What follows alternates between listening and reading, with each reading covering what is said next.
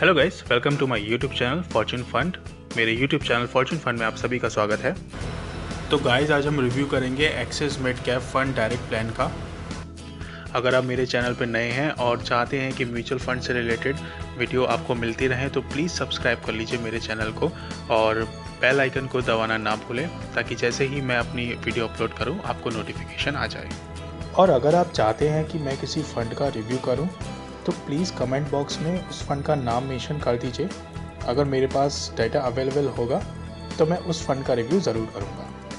तो पहले देख लेते हैं क्या है कंटेंट्स आज की वीडियो के। सबसे पहले general information about this fund, then risk measures, then returns it has generated, SIP calculations, pros and cons कि आपको ये फ़ंड लेना चाहिए या फिर नहीं लेना चाहिए, similar funds and then upcoming reviews. तो चलिए गाइस, शुरू करते हैं। सबसे पहले देख लेते हैं general information of this fund. इसका फंड हाउस है एक्सिस म्यूचुअल फंड और कैटेगरी है मिड कैप। लॉन्च डेट है इसकी जनवरी 1, 2013 और बेंचमार्क है S&P BSE mid cap TRI। NAV की बात कर लेते हैं। डायरेक्ट ग्रोथ प्लान की है ₹37.88 और रेगुलर ग्रोथ प्लान की है 35.05। चूँकि NAV की वैल्यू यहाँ हर दिन चेंज होती रहती है, इसलिए मैंने यहाँ पर डेट मेंशन कर दी है कि आपको बाद में कोई कन्फ्यूजन ना हो। यहाँ पे बात कर लेते हैं आप एसेट साइज़ की। तो ये देख सकते हैं कि आप यहाँ पे इसका एसेट साइज़ है ₹2656 करोड़, जो कि काफ़ी कम है। So this fund have very good room to grow.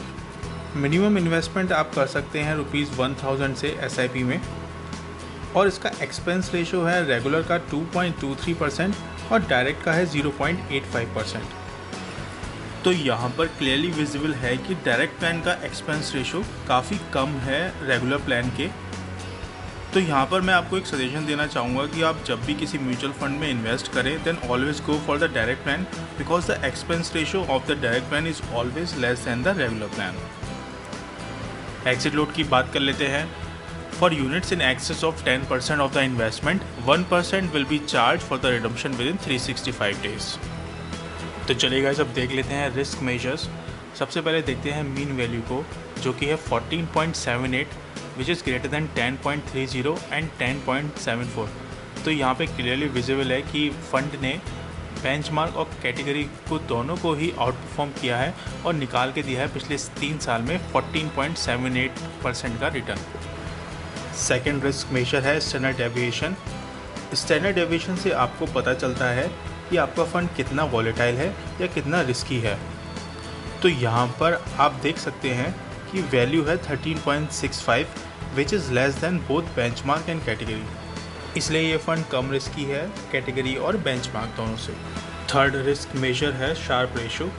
Sharpe ratio is the correlation between the risk and the return. It will tell you what return can be obtained per unit of risk taken।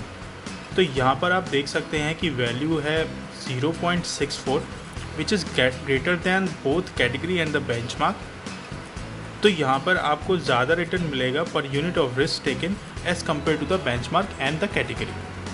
Fourth risk measure है Sortino ratio. Sortino ratio भी आपको return और risk का relationship बताता है, but यहाँ पर हम बैड रिस्क या फिर नेगेटिव रिस्क को कंसिडर करते हैं। तो यहाँ पर सॉर्टिनो रेशो की वैल्यू जितनी ज़्यादा होगी उतना ही अच्छा रहेगा। जैसा कि आप देख सकते हैं कि फंड की वैल्यू है 0.80 और बेंचमार्क की वैल्यू है 0.39 और कैटेगरी की वैल्यू है 0.46। तो यहाँ पर सॉर्टिनो रेशो बेंचमार्क कैटेगरी से अच्छा है आपके फंड का। फिफ्थ रिस्क मेजर है beta value. Beta value simply tells you the relationship between your fund and the benchmark index। यहाँ पर हम benchmark को 1 मान लेते हैं। तो जैसा कि आप देख सकते हैं कि बीटा की वैल्यू 1 से कम ही है आपके फंड की।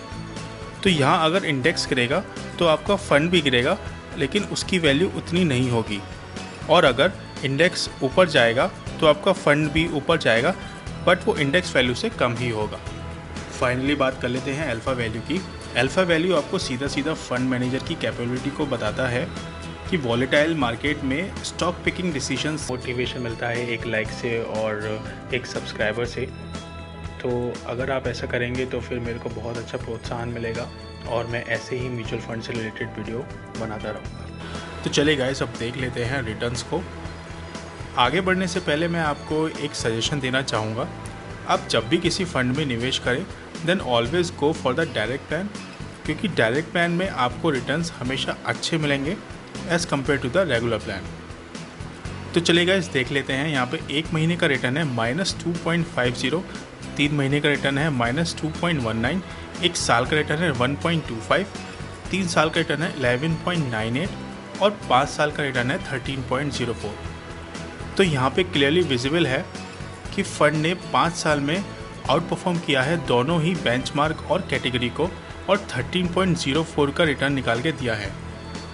वही अगर हम देखें तो इसका 1 साल का रिटर्न है सिर्फ 1.25, जो कि अच्छा नहीं है।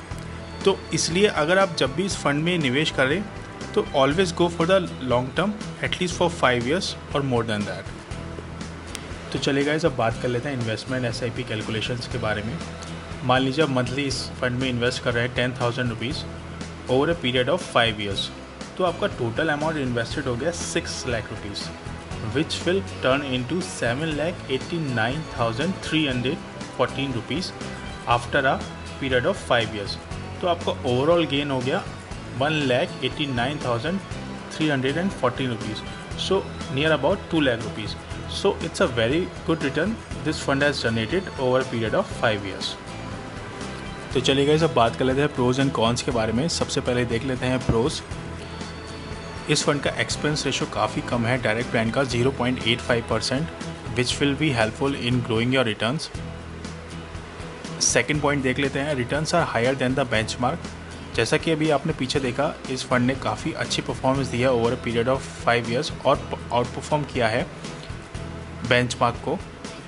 और तीसरा पॉइंट देख लेते हैं कि लो AUM साइज़ है, एसेट अंडर मैनेजमेंट है इसका 2,656 crore only, so this fund has very good room to grow. बात कर लेते हैं कॉन्स की। This fund is not good for shorter duration investment.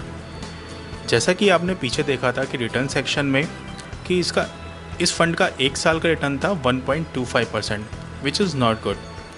So I will recommend you to go for longer duration if you want to invest in this fund. Upcoming reviews में से है Kotak emerging equity scheme, Franklin India Prima fund, SGFC small cap fund and many more.